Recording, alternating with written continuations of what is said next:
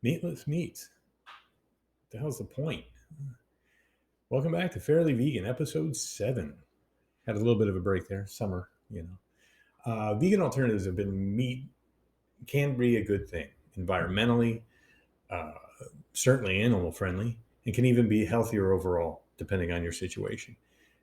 Vegan meat substitutes provide a way to enjoy familiar meals, things we grew up eating, comfort foods, while promoting animal welfare, personal health, and protecting the environment. It's a flexible and sustainable option for individuals like ourselves, like me, and if you're here, I'm assuming you too, looking to reduce or even eliminate animal based products in our diet. I'm not as militant as far as other things, but some people are, and that's great. But today, episode 7 asks the question, why meatless meats? What's the point?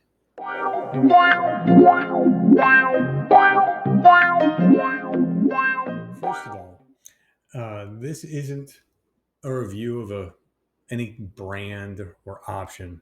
That's up to each of you. Each individual, they have their own likes and dislikes. I know things I love. My wife looks at me and like I have two heads. I haven't been able to go into a store and find a meat substitute or a vegan option. Everything from burgers, sausage, nuggets, who knows what else. They are there and they're designed to mimic the taste and texture and the appearance of meat for the obvious reasons these guys, Beyond, Impossible, and all the others, Morningstar for another, they're there to make money.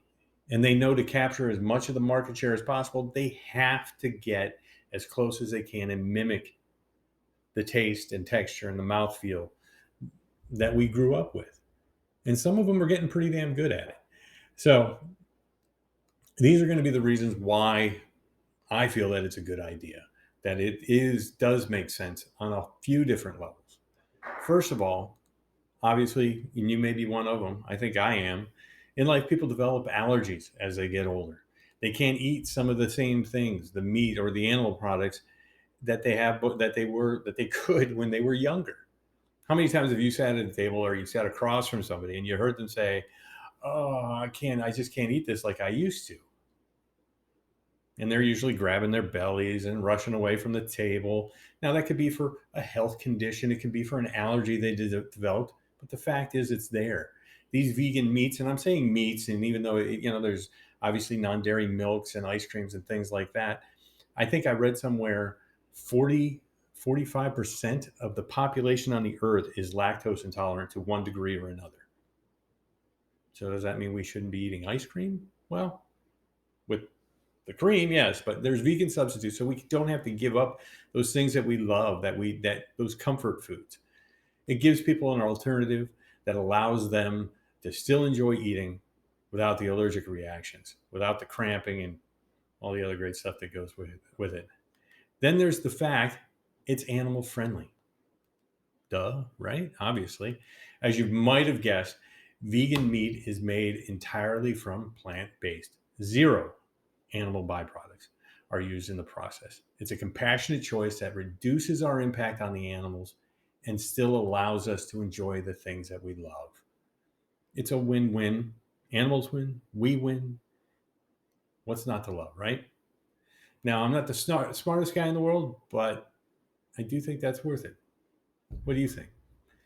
Then that brings us to the environment. Natural progression, good segue. It's almost like I planned it that way. Time and time again, it's been shown that producing vegan meat requires fewer natural resources. It just does. In some cases, up to 85%. By choosing veganism, a person reduces their carbon footprint, saves water, and helps combat deforestation. It's proven to be a more sustainable food system and helps the planet. Sustainable food system and helps the planet. And compassionate to the animals. Oh my God, it's the Holy Trinity. What else do you want? Oh, for the health conscious people in the world. And this is what got me into it. That was my first step into this, whatever the hell you want to call it. I would have thought that this would have been more cut and dry. I'm saving it to last because it's not. It just isn't. Everyone is a bit different. My health issues are mine, not yours, not my wife's, not my daughter's, nobody. Our goals are unique to our own. What you want out of life isn't exactly what I want out of life. The conversations I have with my doctor are not the conversations you have with your doctor, which you need to do. Don't start any of these things unless you do it. So, is vegan meat substitutes or healthy? Well, like I said, it depends on your definition of healthy. Vegan meats do have lower levels of saturated fats and cholesterol. So, for those focused there, healthy.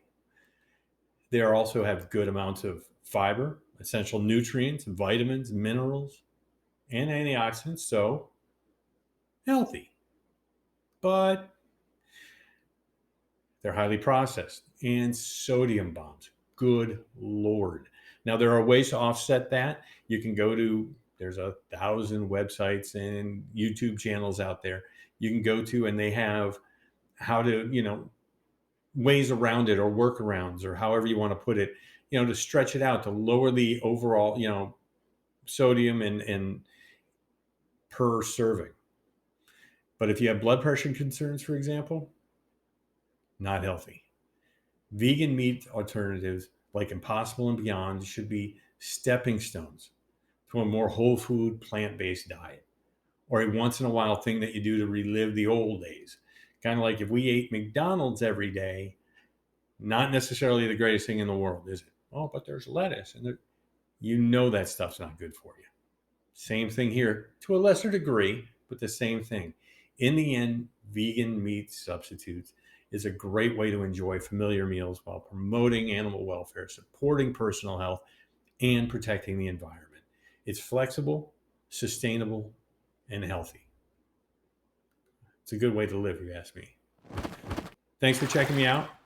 Please, if you like what you see, hit the like button and subscribe. I'll see you around.